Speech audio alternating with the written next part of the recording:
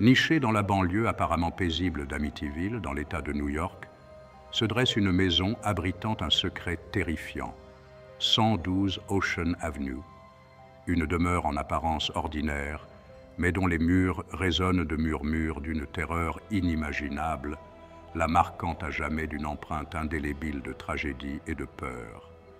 Voici l'histoire de l'horreur d'Amityville.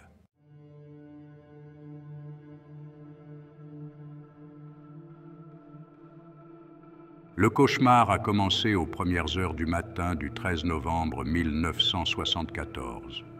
6 membres de la famille DeFeo ont été brutalement assassinés dans leur lit, leur vie éteinte dans un acte de violence insensé. Le tueur, Ronald DeFeo Jr., le fils aîné, âgé de 23 ans.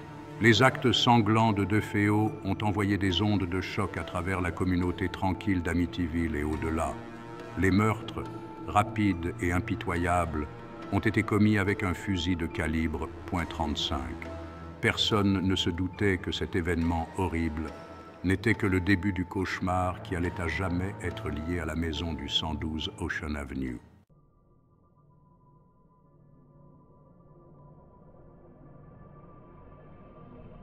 Nous sommes en 1974.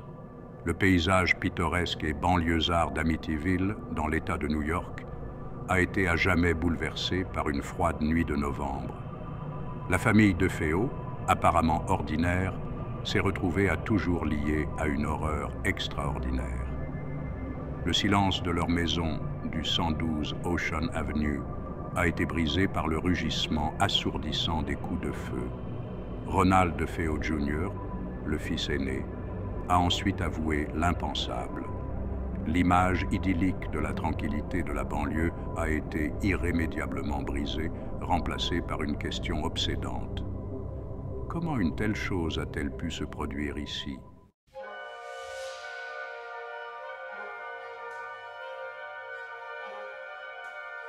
Alors que les enquêteurs reconstituaient méticuleusement les événements de cette nuit fatidique, le comportement de Ronald DeFeo Jr.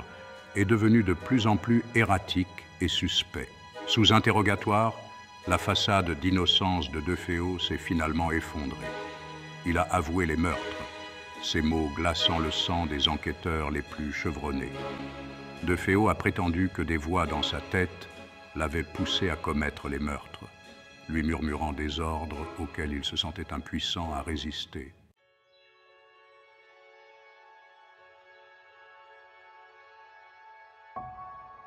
L'impact des meurtres de DeFeo s'est étendu bien au-delà des murs du 112 Ocean Avenue.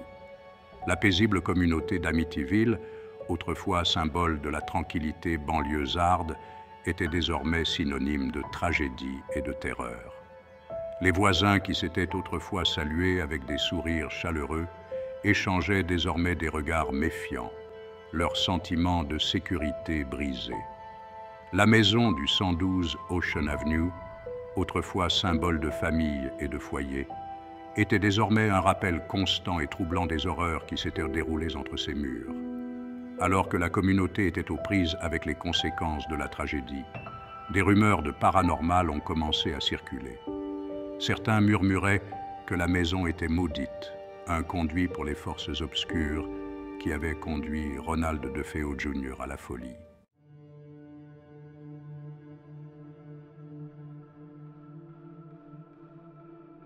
Un peu plus d'un an après les meurtres de DeFeo, en décembre 1975, la famille Lutz a emménagé au 112 Ocean Avenue.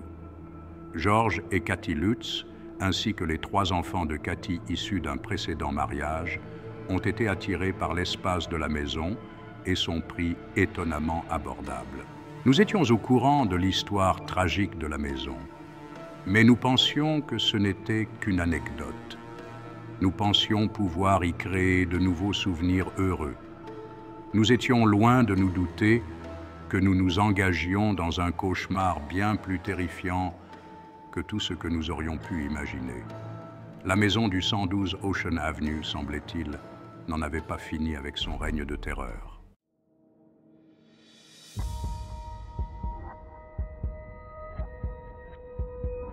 Le premier signe que quelque chose n'allait pas s'est manifesté sous la forme de perturbations subtiles mais troublantes.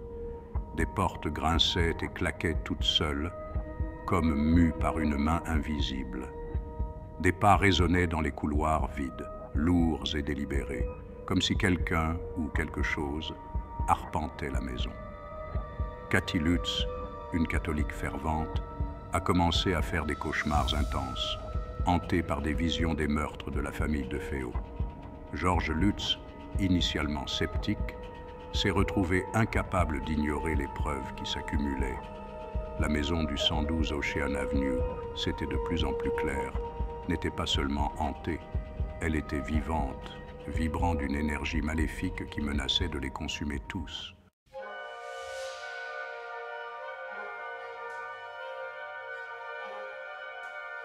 À mesure que l'activité paranormale s'intensifiait, nous nous sommes retrouvés piégés dans un cauchemar éveillé.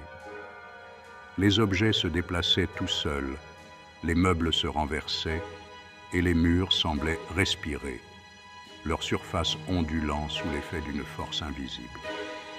La maison, semblait-il, jouait avec nous, se délectant de notre terreur. Les enfants, eux aussi, n'ont pas été épargnés par la colère de la maison. Ils ont parlé d'avoir vu des figures démoniaques aux yeux rouges, flamboyants, les observer depuis l'ombre, leur rire résonnant dans les couloirs vides. La maison, autrefois heureuse, s'était transformée en une prison de peur, ses murs se refermant sur nous, menaçant d'écraser notre santé mentale.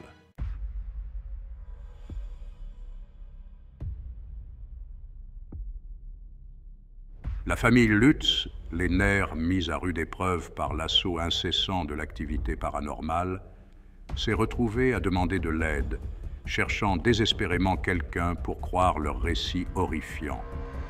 Ils ont contacté la police locale, la voix tremblante, pour raconter les événements inexplicables qui affligeaient leur maison. La police, cependant, s'est montrée sceptique, qualifiant leurs affirmations de produits du stress et d'imagination débordante. Désespérés, ils se sont tournés vers les enquêteurs du paranormal Ed et Lorraine Warren. Les Warren, réputés pour leur travail sur des affaires de hantise démoniaque, ont écouté attentivement la famille Lutz raconter ses expériences terrifiantes. Les Warren, sentant la terreur authentique dans leur voix et l'authenticité de leurs affirmations, ont accepté d'enquêter sur le 112 Ocean Avenue.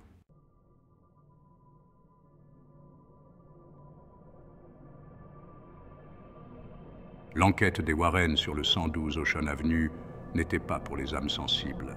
Ils ont installé leur équipement, les appareils photos cliquetants et bourdonnants, capturant chaque ombre, chaque scintillement de lumière, chaque événement inexplicable. Alors qu'ils passaient d'une pièce à l'autre, ils ont senti la température chuter, l'air devenir lourd d'une présence invisible.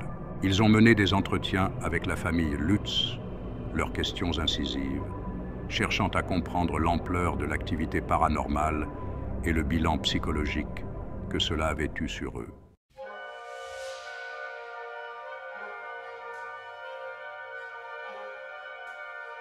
Alors que les Warren approfondissaient leur enquête, ils ont commencé à découvrir la véritable étendue des ténèbres qui avaient pris racine au 112 Ocean Avenue.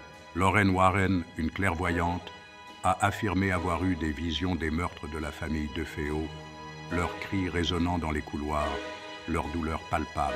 Ed Warren, un démonologue, a procédé à de nombreuses bénédictions et a tenté de communiquer avec les entités, la voix ferme mais respectueuse, leur ordonnant de quitter la maison en paix.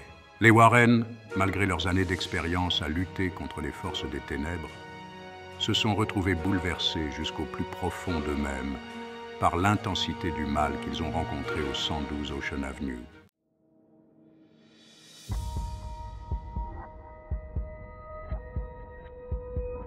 Les Warren, forts de leurs années d'expérience et d'une batterie d'outils d'enquête, ont abordé le 112 Ocean Avenue non pas avec un sentiment de bravade, mais avec un respect solennel pour les forces qu'ils pensaient être à l'œuvre. Leur enquête a consisté en une documentation méticuleuse de chaque point froid, de chaque son inexpliqué, de chaque fluctuation des champs électromagnétiques. Ils ont utilisé des enregistreurs EVP, espérant capturer les murmures de voix désincarnées que la famille Lutz avait déclaré avoir entendus. Les Warren ont également fait appel à des médiums et des voyants, des personnes censées posséder une sensibilité accrue au monde des esprits.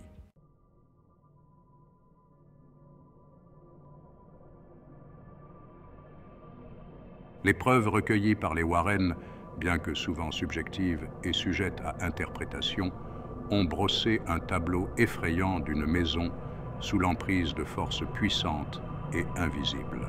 Les fluctuations de température, souvent citées comme des indicateurs d'activité spirituelle, ont été méticuleusement documentées.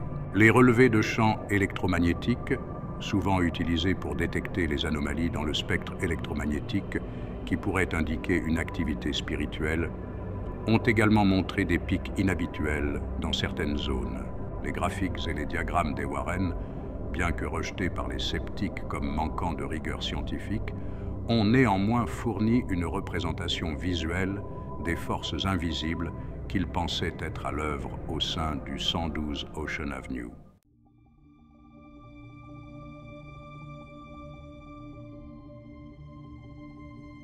Les récits horrifiants de la famille Lutz, associés aux enquêtes des Warren, ont rapidement captivé l'imagination du public. Les histoires de maisons hantées ont toujours fasciné les gens, mais celle-ci était différente. Le 112 Ocean Avenue est devenu synonyme de l'horreur d'Amityville. Un récit effrayant d'une famille apparemment ordinaire, terrorisée par des forces dépassant son entendement. Les détails macabres et les événements inexplicables ont ajouté une couche de mystère. Cependant, comme pour toute histoire à la frontière entre réalité et fiction, des graines de doute ont rapidement commencé à germer. Les gens ont commencé à se demander si tout cela pouvait vraiment être vrai. Les sceptiques, armés de logique et d'une bonne dose de cynisme, ont remis en question la validité des affirmations de la famille Lutz et des conclusions des Warren. Ils ont examiné chaque détail avec un œil critique.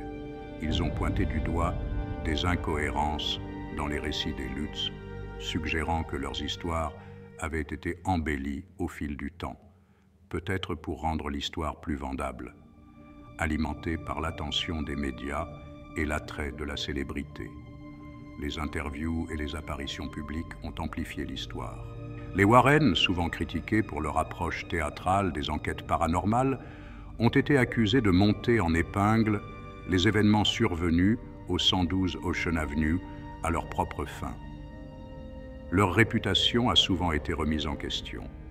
Les critiques ont fait valoir que leur méthode manquait de rigueur scientifique, s'appuyant fortement sur des expériences subjectives et des preuves anecdotiques plutôt que sur des données empiriques. Les preuves tangibles étaient rares. Certains sceptiques sont même allés jusqu'à accuser la famille Lutz et les Warren d'avoir perpétré un canular, suggérant que toute l'histoire de l'horreur d'Amityville était une invention conçue pour capitaliser sur la fascination du public pour le paranormal. Les gros titres des journaux ont souvent exagéré les faits. Ils ont souligné le fait que la famille Lutz avait obtenu un contrat pour un livre avant même de quitter la maison, suggérant une motivation financière à leurs affirmations. Les gains potentiels étaient trop importants pour être ignorés.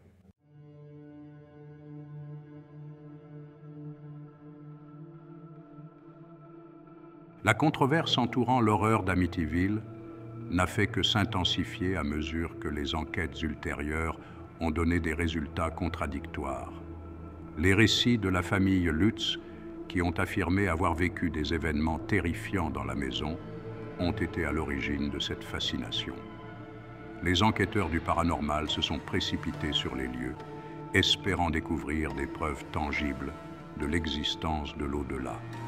Certains enquêteurs du paranormal, attirés par la notoriété de la maison, ont affirmé avoir été témoins de phénomènes étranges. ce qui a donné du crédit au récit de la famille Lutz. Des voix désincarnées, des objets se déplaçant d'eux-mêmes et des températures glaciales soudaines ont été rapportées, renforçant l'idée que la maison était véritablement hantée. D'autres, cependant, n'ont trouvé aucune preuve d'activité paranormale, attribuant les événements rapportés à des facteurs environnementaux, à la suggestion psychologique, voire à une pure invention. Des scientifiques ont mené des études approfondies examinant chaque recoin de la maison pour des explications rationnelles. Ils ont découvert que des courants d'air, des bruits de tuyauterie et des jeux de lumière pouvaient facilement être interprétés comme des phénomènes surnaturels. La maison du 112 Ocean Avenue est devenue un champ de bataille pour les croyants et les sceptiques, chaque camp interprétant les preuves à travers le prisme de ses propres convictions. Les débats étaient souvent passionnés, chaque partie étant convaincue de la véracité de ses propres conclusions.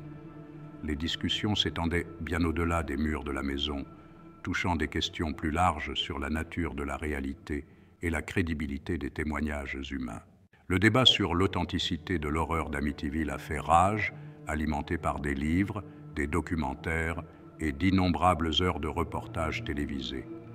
Chaque nouvelle publication ou émission apportait son lot de nouvelles théories et de nouvelles preuves, alimentant encore plus la controverse. Les médias ont joué un rôle crucial dans la perpétuation de l'intérêt pour cette affaire, transformant une simple maison en un phénomène mondial. L'histoire, quelle que soit sa véracité, était devenue un phénomène culturel, captivant l'imagination du public et suscitant des discussions sans fin sur la nature de la réalité, le pouvoir de la croyance et les limites de la compréhension humaine. Les films, les livres et les émissions de télévision ont tous contribué à ancrer l'horreur d'Amityville dans la conscience collective, faisant de cette maison un symbole de mystère et de peur. La maison du 112 Ocean Avenue, autrefois un lieu de tragédie inimaginable, s'était transformée en un symbole de l'inconnu, une toile sur laquelle les gens projetaient leurs propres peurs, croyances et interprétations. Les événements tragiques qui s'y sont déroulés ont été éclipsés par les récits de hantise, transformant la maison en une légende vivante. Elle restait un rappel brutal que certains mystères, aussi profondément que nous les étudions, pourraient bien rester à jamais irrésolus, nous laissant aux prises avec la possibilité troublante que certaines choses soient tout simplement au-delà de notre compréhension. La maison d'Amityville continue de fasciner et d'effrayer, un monument silencieux aux limites de la connaissance humaine et à la puissance de l'imagination collective.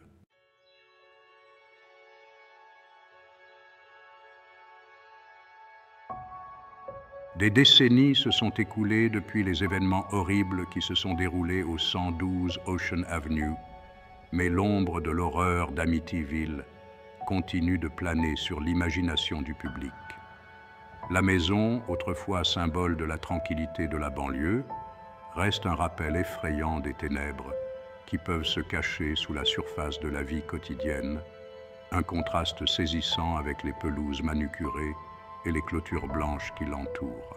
Le récit poignant de la famille Lutz, qu'il soit entièrement vrai, partiellement inventé ou quelque part entre les deux, continue de susciter le débat et d'alimenter les cauchemars.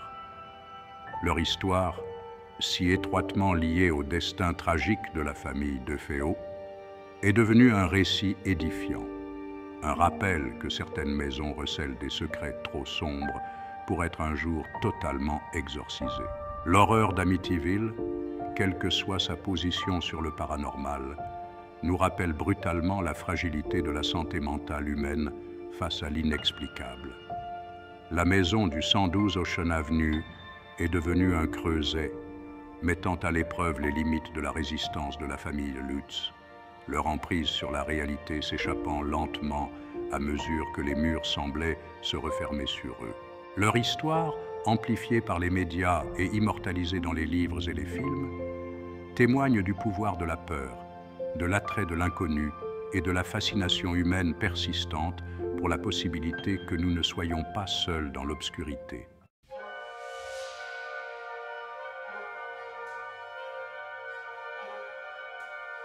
L'horreur d'Amityville, loin de sombrer dans l'oubli, a su captiver l'imagination du public pendant des décennies. Ce n'est pas seulement une histoire de fantômes, mais un phénomène culturel qui a transcendé les frontières du temps et de l'espace. Est devenu une référence culturelle, son héritage étant tissé dans la trame du cinéma d'horreur, de la littérature et des enquêtes paranormales.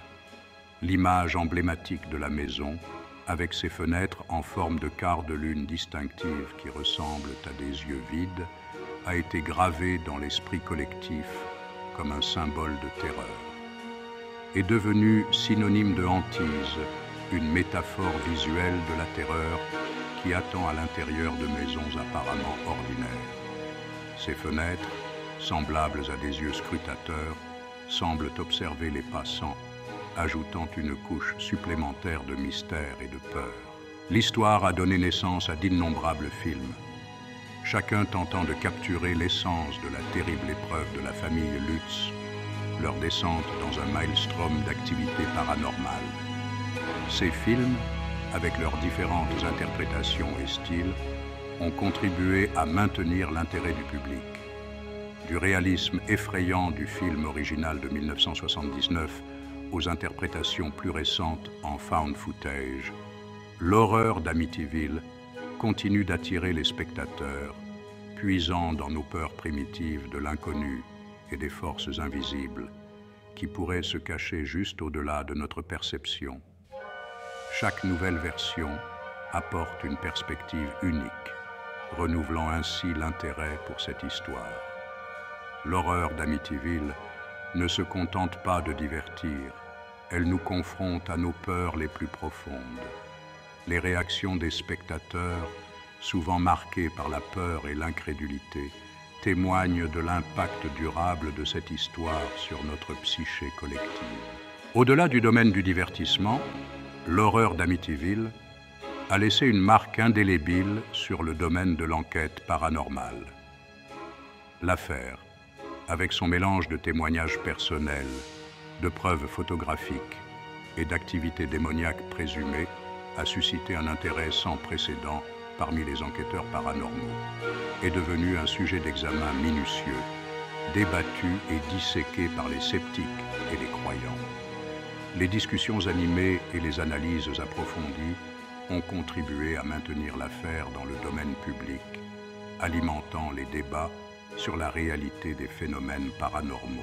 Que l'on considère l'horreur d'Amityville comme une histoire vraie, effrayante, une invention intelligente ou un cas de phénomène mal interprété, son impact sur notre culture est indéniable. Les théories et les spéculations continuent d'alimenter notre fascination pour cette maison mystérieuse. On ne peut nier son impact durable sur notre psychisme collectif. L'histoire continue de nous rappeler que certains mystères ne seront peut-être jamais entièrement résolus, nous laissant aux prises avec la possibilité troublante que l'obscurité recèle, plus que nous ne voulons l'imaginer. Cette incertitude alimente notre peur et notre fascination, nous poussant à chercher des réponses là où il n'y en a peut-être pas, nous laissant aux prises avec la possibilité troublante que l'obscurité recèle plus que nous ne voulons l'imaginer. L'horreur d'Amityville reste un rappel puissant de notre peur de l'inconnu et de notre désir incessant de comprendre l'inexplicable.